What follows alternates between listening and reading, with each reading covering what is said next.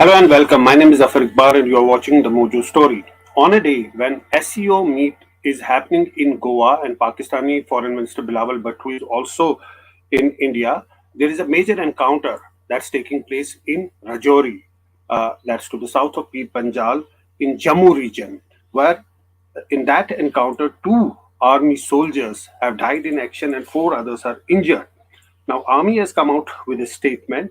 The incident has basically happened in Kandi Forest, Kandi area of Rajouri. Now, the Army says that the terrorists triggered an explosive device in retaliation. Of course, the Army has been carrying out operations there for some days. The Army team has suffered two fatal casualties with injuries to four more soldiers, including an officer. Now, Army, the statement also says additional teams from the vicinity have been directed to the site of encounter. The injured personnel have been evacuated to Command Hospital Udhampur. And as per initial reports, a group of terrorists are trapped in the area. There's a likelihood of casualties in terrorist groups as well. Now, it's important to mention here that these operations are going on for some days. There was this incident on April 20 at Bhata Dhurian area again in Rajouri district, in which five army soldiers were killed in action when the vehicle they were traveling was attacked by the terrorists. Since then, uh, uh, army soldiers and other security agencies are combing the area. They are hunting down these militants. And today there was an exchange, and in which those casualties have taken place. We are joined by we'll be joined by a group of experts to discuss this. We're joined from Jammu by Zafar Chaudhry. Zafar Chaudhry is, of course, a senior journalist and a commentator, and he knows this area very well. He's based in Jammu. Welcome to the show, Zafar Saab. We're also joined by Lieutenant General Sanjay Kulkarni, who's the former DG Infantry. Welcome to the show, Lieutenant General Sanjay Kulkarni. If I may start, also we're joined by Ashok Sajanhar.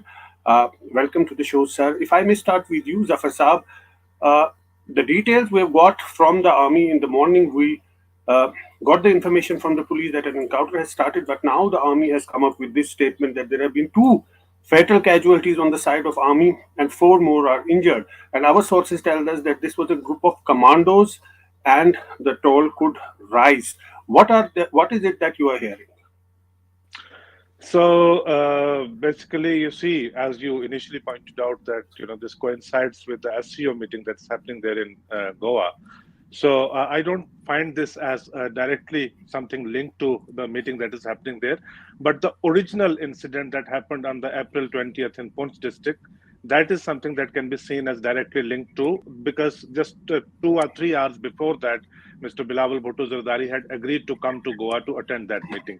And since then, there has been a massive search operation that has been going on in the two districts, Rajouri and Poonch district, because one incident of a massive scale happened earlier also on January 1, when the 7 civilians were killed in Rajouri district. So there has been a high alert in the entire region. 2 days ago, that was the evening of 3rd of May, that a contact with the terrorists was, this cordon and search operation was launched. And there was an intelligence driven report that terrorists could be wandering around these areas. So a contact was established in the wee hours of this morning that led to these casualties.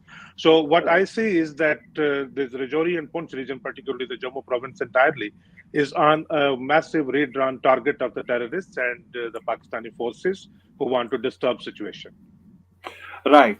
Lieutenant General Sanjay Kulkarni, there seems to be a pattern here. There was an incident in Rajouri a couple of months ago, 3 months ago, where members from minority community were targeted, and then there was another incident. Then there was Bhata Dhurian incident on April 20, and now today this is another incident. Given its proximity with the line of control and the thick vegetation, thick forest there, it's very difficult to track down these militants. And the topography of the area is such that there are natural caves, there are places for militants to hide, for terrorists to hide.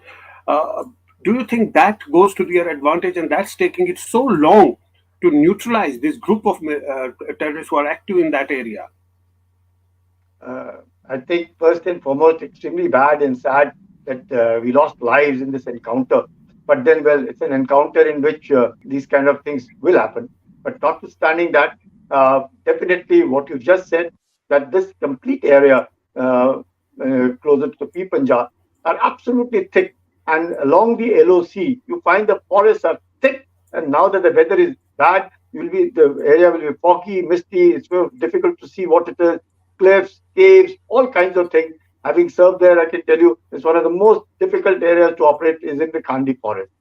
And since it's part of the Jammu province and the thing, the way the operations are going on, we've had one encounter just about, I think on Thursday was at Shopia, and before that at Kupwara, where two terrorists were killed there, two terrorists were killed there. This one is obviously the hunt was for those who had targeted that vehicle on that road, in which we lost 5 lives. And therefore, this has been on for a long time. Now, this kind of an incident is indeed bad. That is firstly. Secondly, the area is forested. And thirdly, like you said, if the inputs are that there were commandos which were operating in that particular area, obviously the contact had been established. And then ID, which led to to these two soldiers we lost these two soldiers. And among the 4 injured, you had one officer also injured in it.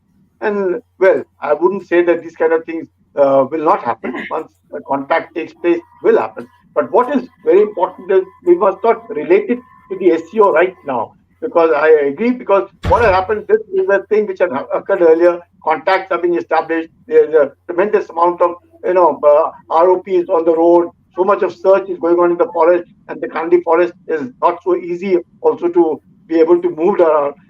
This incident is bad, but the kind of increase of terrorist activities is what we really need to be concerned about, because irrespective of what's going on, the rise of these activities, be it in Shopia, be it in Kupwara, be it in Poonch, be it in Rajouri, is an indication that we can't let our guard down. We have to be vigilant, irrespective of whatever might be happening. Things may be looking better, but vigilance and no complacency whatsoever. Yes. And in fact, Foreign Minister Jaishankar mentioned about cross-border terrorism and it being a part of the mandate of SCO today when he gave that speech. The SCO, of course, is attended by foreign ministers of many countries, including Russia, China, and Pakistan. If we can actually play that soundbite before I go to Ambassador Ashok Sajanar, if we can just use that soundbite. Excellencies, while the world was engaged in facing COVID and its consequences, the menace of terrorism continues unabated. Taking our eyes off this menace would be detrimental to our security interests. We firmly believe that there can be no justification for terrorism, and it must be stopped in all its forms and manifestations, including cross-border terrorism. The channel of finances for terrorist activities must be seized and blocked without distinction. Members need not be reminded that combating terrorism is one of the original mandates of the SCO. Original mandates of the SCO, Ambassador Ashok Sajanhar, mincing no words, clearly saying and mentioning about the members must keep that in mind. No, you're very right. And, this has been happening for some time. India has been at the receiving end of the cross-border terrorism from Pakistan. So for the External Affairs Minister to make this comment in his opening statement, I think is very appropriate. And you would recall that at the Shanghai 5 summit in Bishkek in 1999, the whole issue of fighting against terrorism, extremism, and separatism, that was brought onto the charter. Now, as far as this attack is concerned, let me say that I differ slightly from the earlier two panelists. And they have said that it has no connection with the SCO foreign ministers meeting that is taking place. I would beg to differ. You see, I think this is an attempt to send a message out to the global community. And out of that, the foreign ministers who are participating in the foreign ministers meeting, in the SCO meeting in Goa, they are an important element. There is the foreign minister of Russia, of China, and Central Asian countries, and of course of Pakistan. Basically, the powers that be, the establishment, the deep state in Pakistan, which still drives the relations with India, would like to send a message that Kashmir is not safe for any meeting. And this is in response to the meeting on the tourism working group of the G20, which is to be held there in Jammu and Kashmir, in the Union Territory of Jammu and Kashmir, against which Pakistan has been speaking out. And even Bilawal Bhutto, when he made his own presentation in a tangential way, he referred to that also. So the Right. attack on the 20th that took the lives of 5 of our Jawans, the attacks that have been happening in recent days, and the attack today is also, I think, all linked with this in terms of sending out a message to the global community. And what better way when the SCO foreign ministers meeting is taking place here to send out this message that Jammu Kashmir is not a safe place and it is still infested with extremists and terrorists. Of course, Pakistan will not take responsibility for that. It will say that it is the local people and it is not a safe place for organizing this meeting, the G20 working group meeting on tourism. In fact, we have those tweets on the screen right now. Bilawal Bhutto Zardari, he in fact mentioned about terrorism and it being used. He says, let's not get caught up in weaponizing terrorism for diplomatic point scoring. That this is the situation on the ground, that on April 20th, 5 Jawans of Indian Army were killed in action in Rajouri, and today there has been another incident in the Rajouri district only. Padma Rao, you have been covering this meet since yesterday. You're there on the ground, you have covered it extensively. Do you feel that this incident could reverberate and have an impact on the meetings and other developments there? Zafar, I'm sorry I lost you a little there. You are referring to the Indian Army columns that are conducting operations, right? I'm In the referring to Jammu today's region. incident. I'm referring to today's incident in which 2 army soldiers have been killed in action Yes, and 4 others are injured. yes, In Rajouri, yes, I'm yes. saying, will it have some sort of an impact or a fallout on the meetings that are taking place there at Goa? Because it's very significant that Pakistani foreign minister is here, Indian foreign minister is also there, and both of them did hint and mention about terrorism. So they did not take Yes. names of the countries, but there was a clear hint there. Yes, yes. Whether it has repercussions or not, I think the meetings are almost over. Actually, it's by 5 o'clock the leaders will begin to leave. We only expect the joint statement and the last formalities to be completed. Right now, there's a lull because there's a lunch break. What I wanted to just say is that I joined the discussion a little late, but I did catch what Ambassador Sajana said, and I think certainly there is a larger message that is going out to the rest of the world because it is an international forum, the SCO. But I think even Bilawal Bhutto in his remarks, one of the things we must remember is at the SCO, the charter dictates that you do not raise bilateral issues, at least you don't spell them out. Now, what Bilawal has done very clearly in his address is he's raised 4 things. One is India's economic clout. He's called it chest thumping about economic progress. Then he's raised India's stand that terrorism must stop, cross-border terrorism, by saying let's not get caught up in weaponized terrorism. Then he's raised a very, very controversial issue, which India will never accept, as I'm sure the distinguished diplomats who are in your studio will vouch for. He says he mentions China playing a bridging role between Saudi Arabia and Iran, which loggerheads with each other.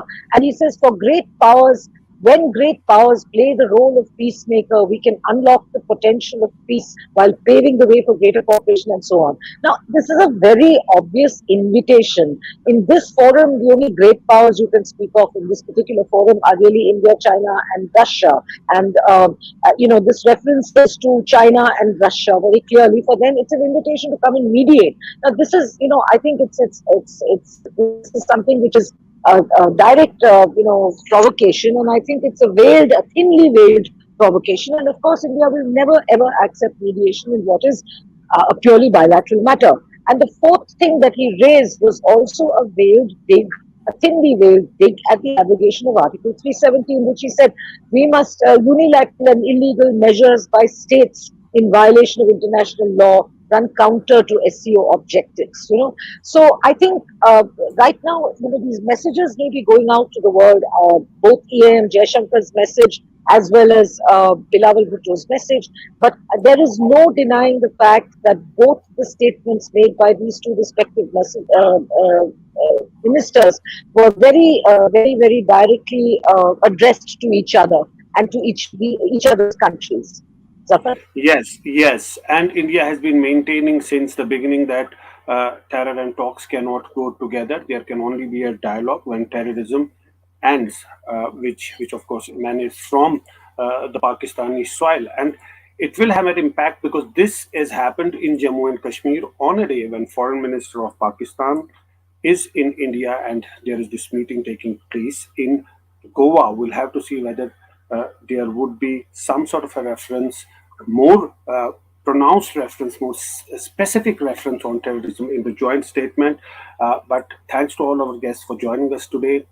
That was our special focus on SCO, and the incidents and events taking place in Jammu and Kashmir continues. That's all we have for now. Thanks for watching.